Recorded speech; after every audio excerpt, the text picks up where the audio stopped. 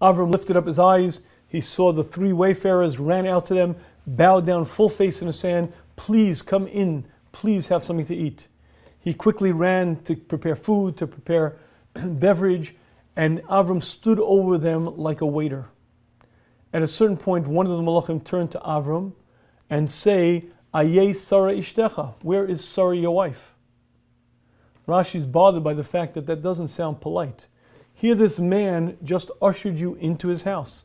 He offered you food, he offered you to drink, and now you start asking about his wife? It doesn't sound very appropriate. Rashi says, Malachei Asharis, these were Malachei Asharis, the highest forms of angel. Yodim Hayu Sara Imenu Heichanasa. They knew exactly where Sara Imenu was. Why then did they ask? To make her more beloved in Avram's eyes. You see, they knew that they would ask, where is Sarah? And Avram would say, Hinei ba'ohel, she's in the tent. She's private. She's not a very outgoing woman. She's a tsanua. She's not out there in the limelight. When Avram would express those words, she would become more beloved in her eyes. He would greater appreciate who she was. And they did this to incur the favor that Avram should find more love in his heart for Sarah.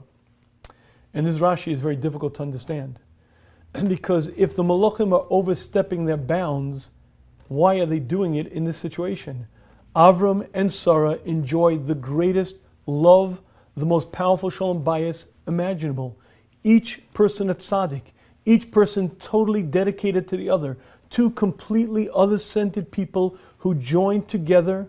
The Maral says, in the course of history, there was never a human being, never a couple who had the kind of love, the kind of Shalom Bayis that Avram and Sarah had. They were now, Avram 99 years of age, Sarah 90. They had spent decades bonding, totally, completely dedicated one to the other. Why did the Malachim feel that it was appropriate for them to overstep their bounds of what to say to make him love her a bit more? And I believe what this Rashi tells us is that there are many, many levels to Shalom Bayis, and many, many levels of attachment between a couple. And the key to it all is love. If there's love in a marriage, it will be a successful marriage. If there isn't, the marriage will fail. But there are many, many levels to that.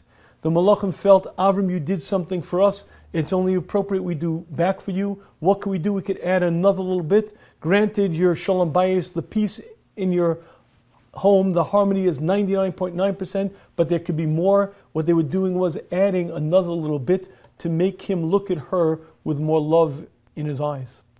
And I believe this Rashi is a powerful lesson to us on many levels. First of all, within the marriage, each party has to work on asking themselves, am I doing as much as I can to make myself beloved to my spouse?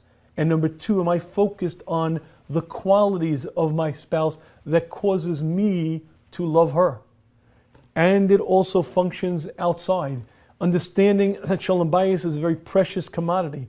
Understanding that it's a very, very delicate commodity. Make sure that we say things that are appropriate and we don't say things that are inappropriate. Whether you're a mother-in-law, whether you're a father-in-law, whether you're a friend, learning what to say and not to say, learning that Shalom Bayis of another couple is very delicate and when not to step in is a great art, but it requires a tremendous focus.